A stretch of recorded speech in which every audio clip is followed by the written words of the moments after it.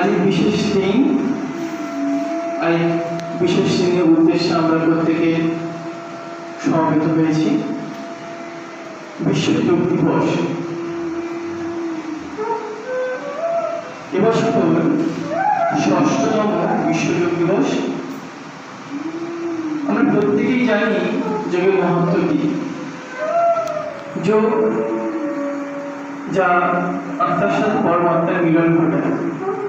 যোগ যা আমাদের সবাইকে যুক্ত করেছে, অর্থাৎ এই দিন বিশ্ব যোগবাসী প্রত্যেকে একসাথে এই যোগাসন প্রাণায়াম অভ্যাস করে। 2014 সাল মাননীয় প্রধানমন্ত্রী নরেন্দ্র মোদীজি রাষ্ট্রসভায় প্রথম এই যোগ দিবসের ঘোষণা করেন। অর্থাৎ যোগ চর্চা, প্রাণায়াম চর্চার গুরুত্ব কি।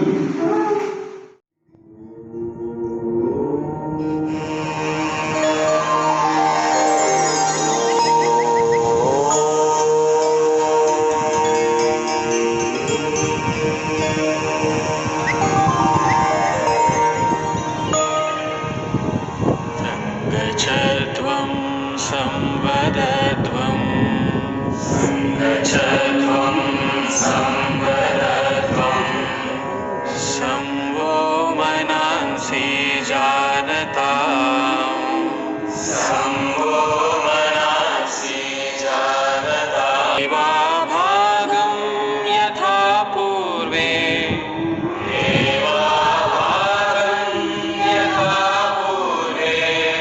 संजानाना उपासते संजानाना उपासते संजानाना उपासते संजानाना उपासते संजानाना उपासते संजानाना उपासते। যোগের দুনিয়ায় আপনাদের শিথিলতা অভ্যাস দিয়ে শুরু করি, যা শরীরে সূক্ষ্মভাবে রক্ত সঞ্চারকে বাড়ায়। ঘাড়ের ব্যায়াম। ঘাড়কে আগে বা পিছনে নেওয়া, সচেত মুদ্রাতে দাঁড়ান, পা আরামদায়কভাবে ছড়িয়ে দিন এবং হাতকে কোমরের উপর রাখুন। শ্বাস ছাড়ুন এবং মাথাকে ধীরে ধীরে আগের দিকে ঝোঁকান এবং থুতনিকে বুকের সঙ্গে ততটা পিছিয়ে নেওয়ার চেষ্টা করুন যতটা সহজে যেতে পারে। আর শ্বাস ভেতরে নিতে নিতে মাথাকে পুনরায় আগে আনুন। ঘাড়কে বাঁয়ে অথবা ডান দিকে ঝোঁকানো। শ্বাস ছাড়ুন এবং মাথাকে ধীরে ধীরে ডান দিকে ঝোঁকান। কানকে কাঁধের অতটা কাছে নিয়ে বাঁ দিকে ঝোঁকান। শ্বাস ভেতর দিকে নিন এবং মাথাকে পুনরায় সাধারণ অবস্থায় আনুন। ডান দিকে তথা বাঁ দিকে ঘোরানো। শ্বাস ছাড়ুন এবং মাথাকে খুব সাধারণভাবে ডান দিকে এমন ঘোরান যাতে থুতনি মাথাকে আগের দিকে ঝুঁকিয়ে থুতনিকে বুকের সঙ্গে স্পর্শ করানোর চেষ্টা করুন।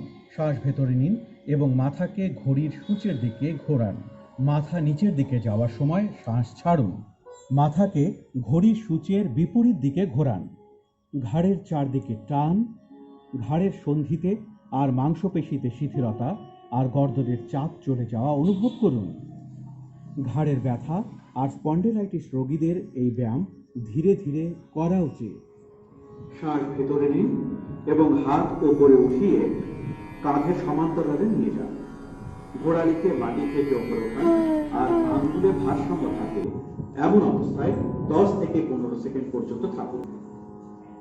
এই আসন শরীরকে মজবুত করে, মেরুদণ্ডের সঙ্গে যুক্ত স্নায়ুকে চেপে যাওয়াকে ঠিক করতে সাহায্য করে।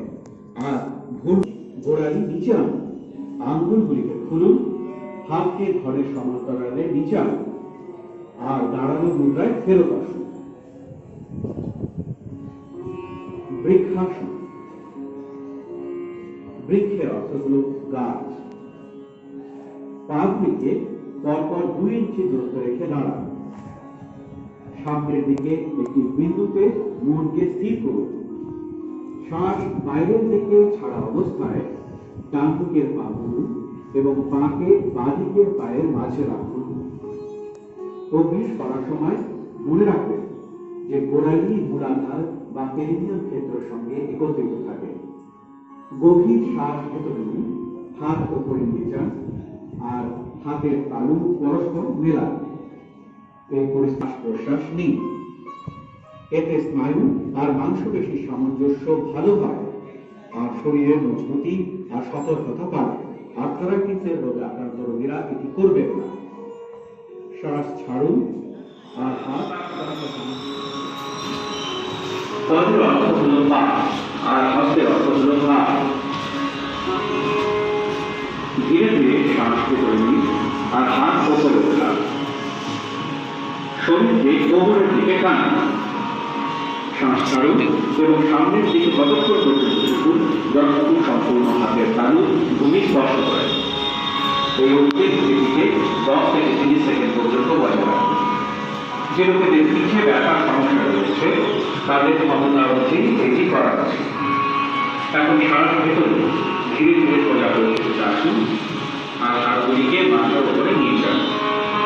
শ্বাস ছাড়ুন আর ধীরে ধীরে প্রক্রিয়াকে বিপরীত দিকে করে প্রাথমিক পরিস্থিতিতে আসুন। বিশ্রাম করুন। সঙ্গে সঙ্গে লোক দেখতেছি অর্ধচক্রাসন। 4-5 দুই হাত দিয়ে পিঠে কোমরের উপর সাজান। অলরেডি লাইভ হচ্ছে। শ্বাস ছাড়ুন, মাথা পেছনে ঝোঁকান, ঘাড়ে মাংসপেশি টানুন এবং মেরুদণ্ডের নিচের অংশকে পেছন দিকে ঝোঁকান। সাধারণ শ্বাস নিতে বিশ্রাম করুন। এই পরিস্থিতিতে 10 থেকে 30 সেকেন্ড পর্যন্ত থাকুন। অর্ধচক্রাসন মেরুদণ্ডকে নমনীয় করে এবং মেরুদণ্ডের স্নায়ুকে মজবুত করে।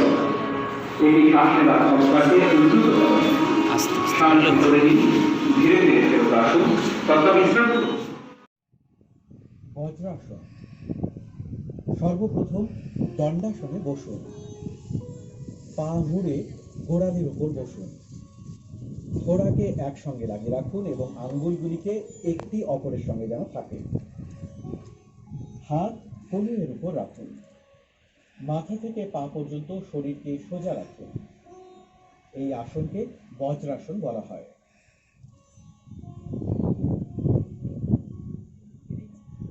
অর্ধ উষ্ট্রাসন। সর্বপ্রথম বজ্রাসনে বসুন। হাঁটুর উপর চাপ দিয়ে দাঁড়ান। হাতকে কোমরের উপর এভাবে রাখুন যাতে আঙ্গুল মাটির উপরে থাকে। কনুই এবং কাঁধকে সমান্তরাল রাখুন।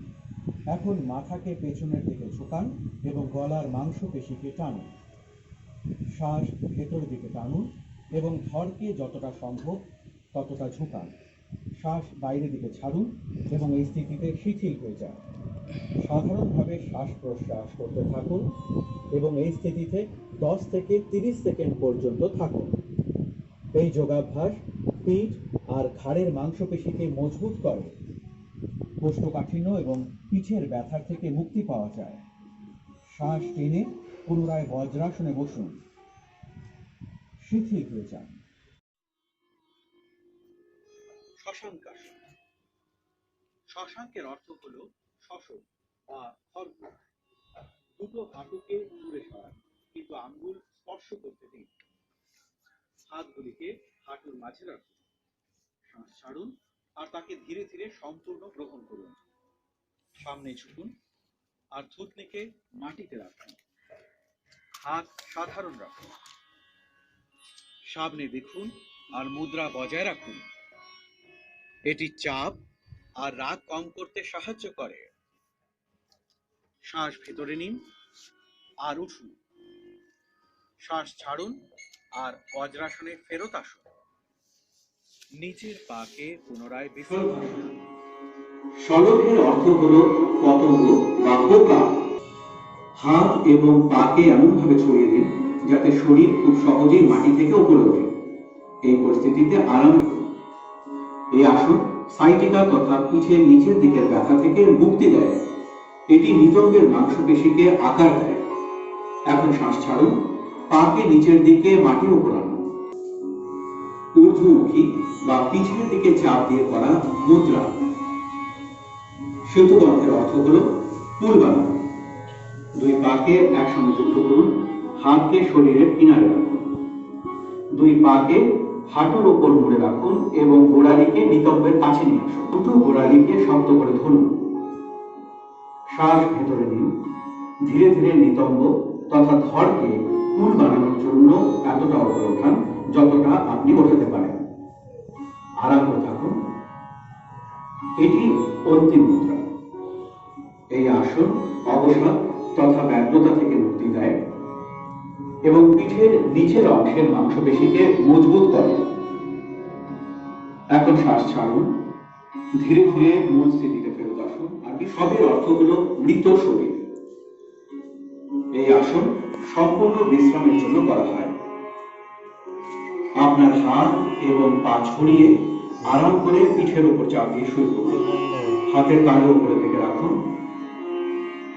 চোখ বন্ধ করুন। পুরো শরীরকে জাগৃত অবস্থায় বিশ্রাম দিন। প্রাকৃতিক শ্বাসের সঙ্গে পরিচিত হন এবং লয়বদ্ধভাবে আর ধীরে ধীরে হেঁটে দিন। উৎসাহপূর্ণ এবং নিশ্চিন্ত অবস্থার অনুভূতি হওয়া পর্যন্ত এই অবস্থায় থাকুন। এই আসন সমস্ত প্রকারের চাপ থেকে মুক্তি দেয় আর শরীর তথা মস্তিষ্ক দুটোকেই বিশ্রাম দেয়। এটি চাপ এবং তার থেকে হওয়া সমস্যার মোকাবিলায় কার্যকরী।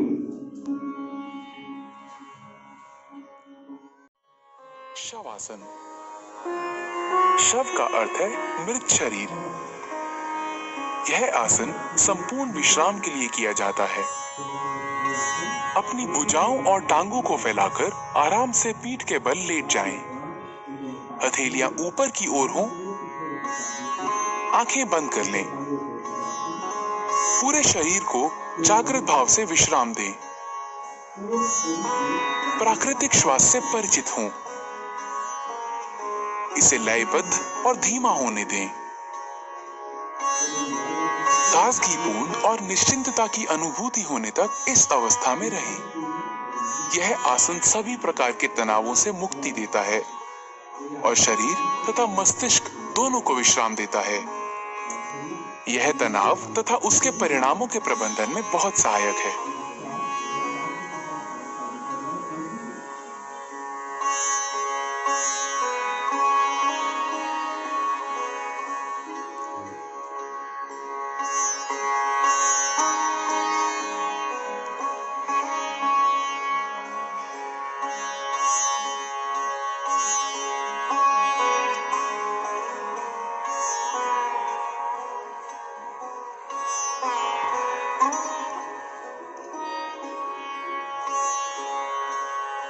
कपालभाति। किसी भी मुद्रा में बैठ जाएं। आंखें बंद करें और पूरे शरीर को विश्राम दें। गहरी सांस भीतर लें, सीना फुलाएं। सांस को उदर की मांसपेशियों के बलशाली संकुचन से बाहर निकालें। शांत रूप से सांस भीतर लेना और सक्रिय रूप से बाहर निकालना जारी रखें।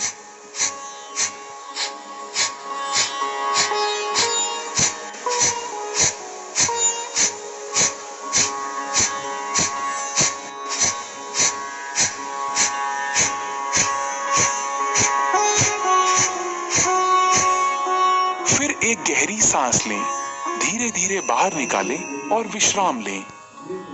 इस प्रक्रिया को 30 बार करें। यह कपालभाति का एक चक्र है। प्रत्येक चक्र के अंत में गहरी सांस लेनी चाहिए। अब 2 चक्र और करें।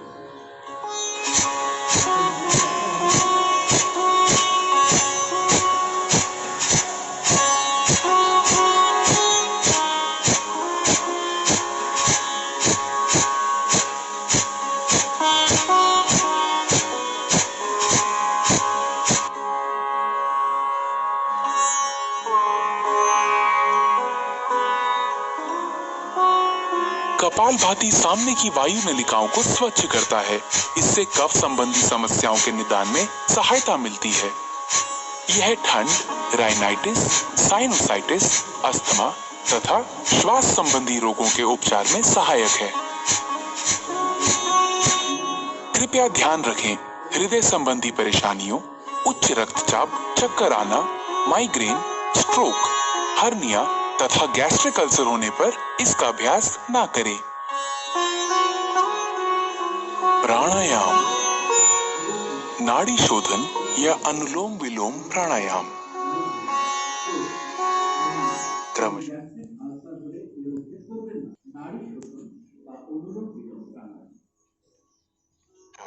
बाएं तथा दाएं नासिका छिद्रों से सांस लेना है। ध्यान की मुद्रा में बैठ जाएं। मेरुदंड सीधा रखें, सिर ऊंचा तथा आंखें बंद हों। शरीर को कुछ गहरी सांसें लेकर आराम की स्थिति में लाएं।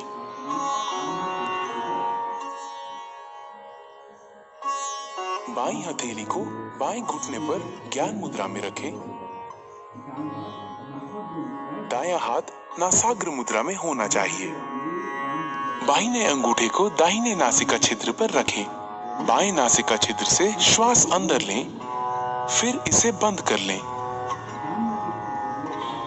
दाहिने नासिका छिद्र से श्वास बाहर निकालें।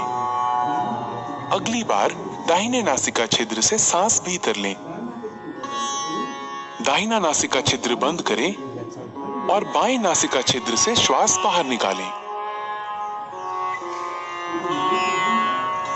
यह नाड़ी शोधन या अनुलोम विलोम प्राणायाम का एक चक्र है। 5 चक्र और पूरे करें।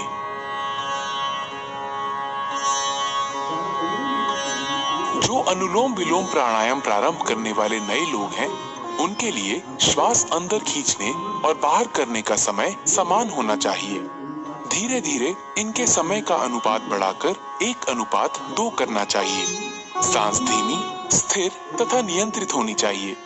इस प्राणायाम का उद्देश्य ऊर्जा के सभी प्रमुख मार्गों को शुद्ध करना है। ये पूरे शरीर को पोषित करता है। ये चित्त को शांत करता है और एकाग्रता बढ़ाने में सहायता देता है। ये प्राण शक्ति बढ़ाता है और तनाव तथा व्यग्रता के स्तर को कम करता है। ये कफ संबंधी दोषों का भी निवारण करता है।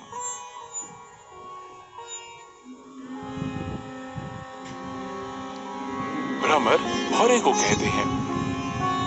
इस प्राणायाम में श्वास छोड़ने के समय जो ध्वनि निकलती है, वो भौरे के बुन बुन से मिलती जुलती लगती है।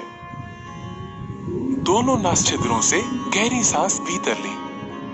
नियंत्रित तरीके से गहरी और स्थिर भौरे की बुनबुन की जैसी ध्वनि के साथ श्वास बाहर छोड़ें।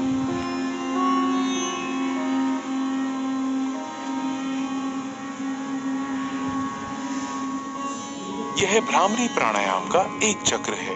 2 बार और दोहराएं।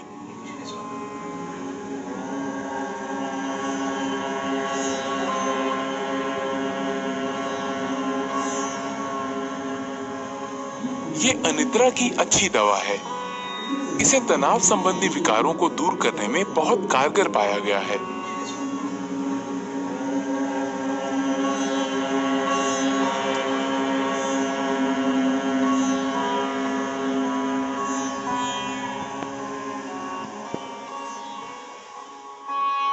अब भ्रामरी को षण्मुखी मुद्रा में करें। अपने कानों को अंगूठों से बंद कर लें। अब तर्जनी को अपनी आंख पर, मध्यमा को नासापुटों पर तथा अनामिका और कनिष्ठिका उंगलियों को अपने होठों पर रखें। अपनी नाक खोलें और दोनों छिद्रों से श्वास भीतर लें। नियंत्रित गति से धीरे धीरे भौरे की बुनबुन सी आवाज करते हुए श्वास छोड़ें।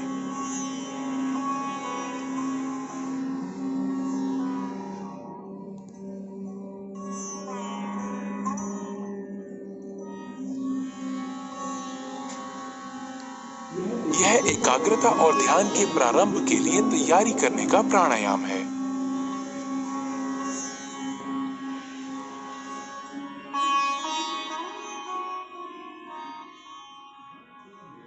आइए अब ध्यान के लिए तैयार हों।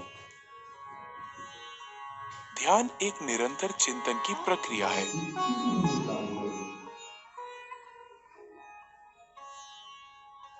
ध्यान की किसी भी मुद्रा में बैठें।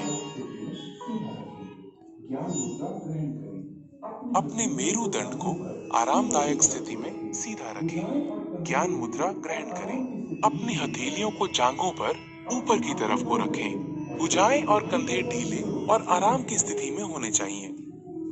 अपनी आंखें बंद कर लें और चेहरे को हल्का सा ऊपर उठाकर बैठ जाएं। आपको एकाग्र होने की आवश्यकता नहीं है, वरन केवल अपनी दोनों भौहों के बीच हल्का ध्यान दें और अपनी सांसों के प्रति जागरूक हों। ध्यान मस्तिष्क को शांत और आनंदमय रखता है। ये एकाग्रता स्मृति विचारों की स्पष्टता तथा इच्छा शक्ति को बढ़ाता है। ये पूरे शरीर और मस्तिष्क को सही तरह से आराम देकर उसे पुनः चैतन्य कर देता है। ये सकारात्मक भाव जगाने में सहायक है। ध्यान हमें आत्मानुभूति की दिशा में आगे बढ़ाता है। ध्यान की स्थिति में बने रहें।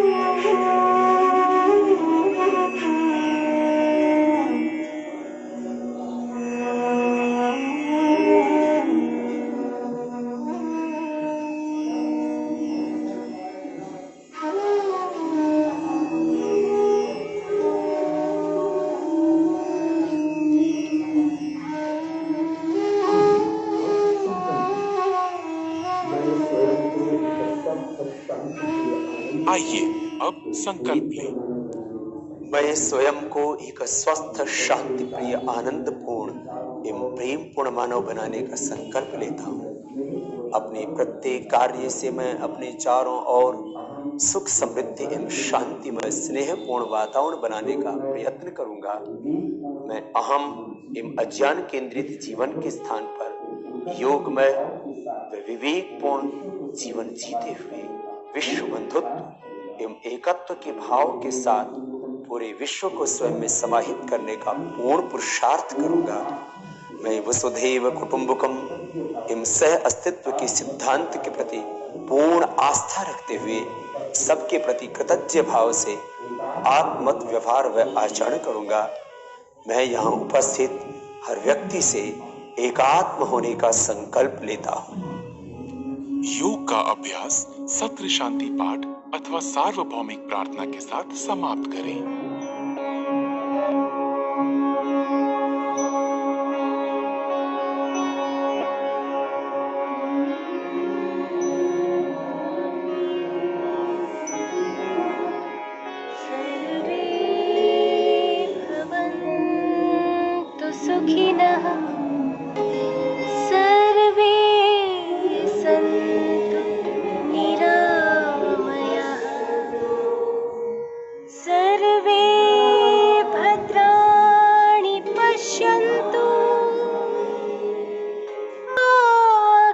कश्चित् दुःखभाग् भवेत् मा कश्चित् दुःखभाग् भवेत् ॐ शान्ति शान्ति शान्ति।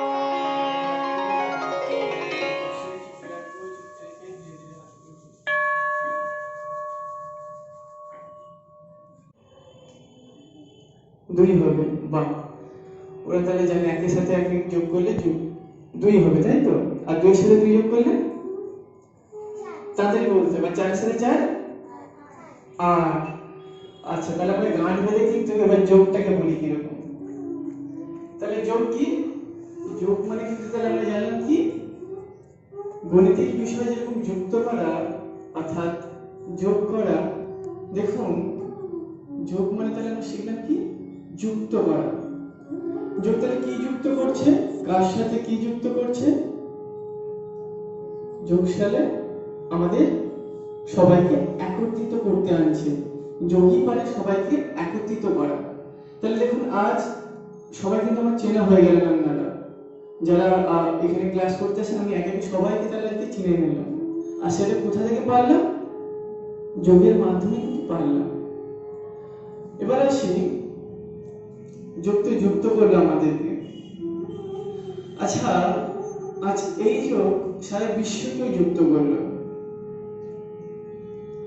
এক দেশের সাথে আরেক দেশকে। কারণ কি? আন্তঃরাষ্ট্রীয় বিশ্ব যোগ দিবস, যা আমাদের দেশের সৃষ্টি, আমাদের মুনি ঋষিদের দান। আজ সেই সৃষ্টিকে নিয়ে সারা বিশ্ব চর্চা করছে। তাহলে যোগ এইখানেও যুক্ত করল। আবার দেখুন, আমরা সবসময় আমাদের বড় বাবা প্রত্যেকেই আমাদের আরাধ্য দেবতাকে ডাকি।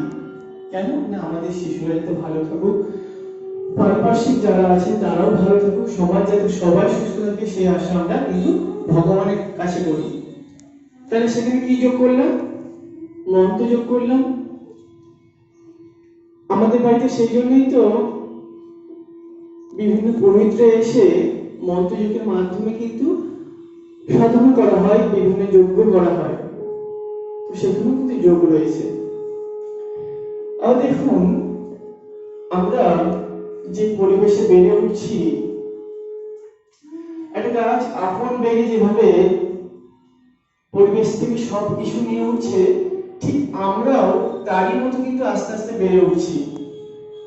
যা কিন্তু পরিবেশ না থাকলে কিন্তু কখনোই সম্ভব না। কখনোই সম্ভব না। যদি আমার কাছে বৃহৎ অর্থের টাকাও থাকে, আমি যদি অনেক ধনীমানও হই, তখন কিন্তু সম্ভব না। কেন? কোথায় পাবেন সে অক্সিজেন? কোথায় পাবেন সে জল? কোথায় পাবেন সেই বায়ুমণ্ডল থেকে আসা সমস্ত রকম উপাদান? তাহলে দেখুন, যোগ কিন্তু আমাদের সেখানেও যুক্ত করল। প্রকৃতির সাথেও কিন্তু আমাদেরকে যোগ যুক্ত করছে।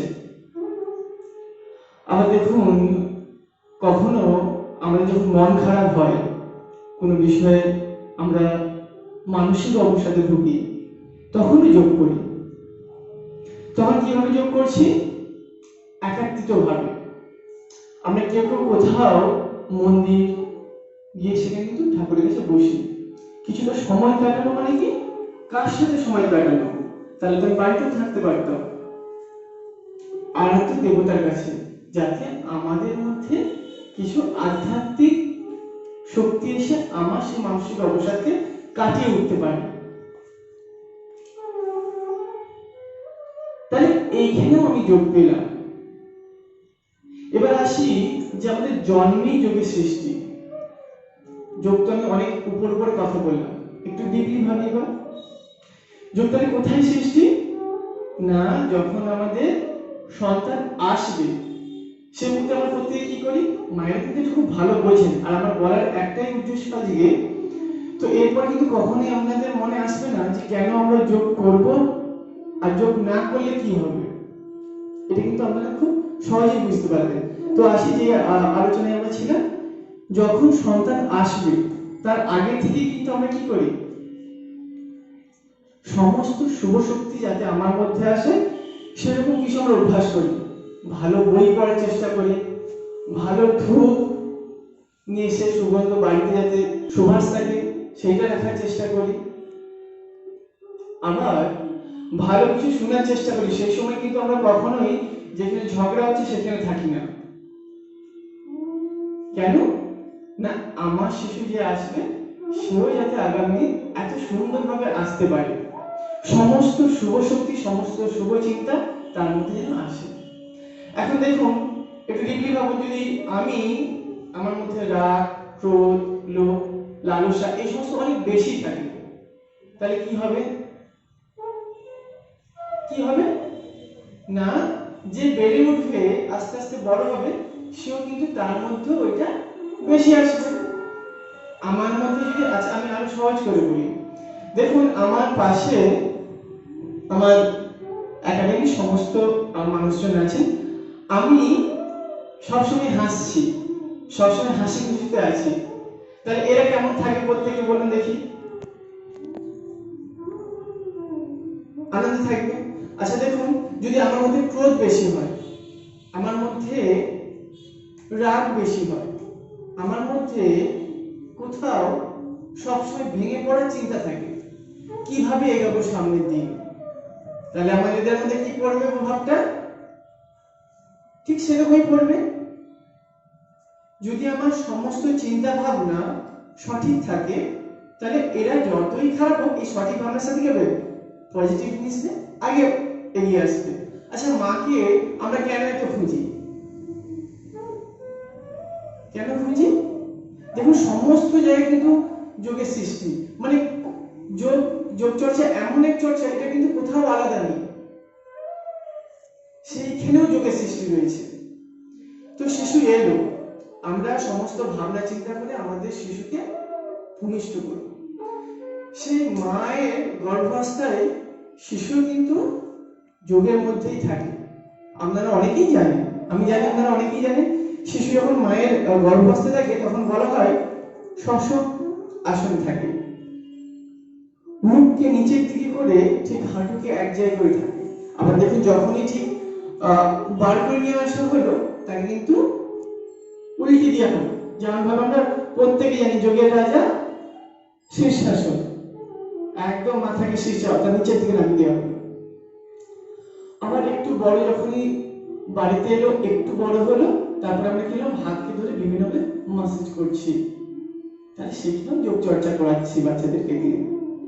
কি মজাদার বিষয় শুনুন, একটু বড় হচ্ছে, আমরা বিভিন্ন খাওয়া দাওয়ার সাথে দেখেছি খেলাধুলার কথা বলি, পড়াশোনা খেলাধুলা, পড়াশোনা কিন্তু আমাদের প্রথম, সেখানে কিন্তু খেলাধুলো করতে পারে না।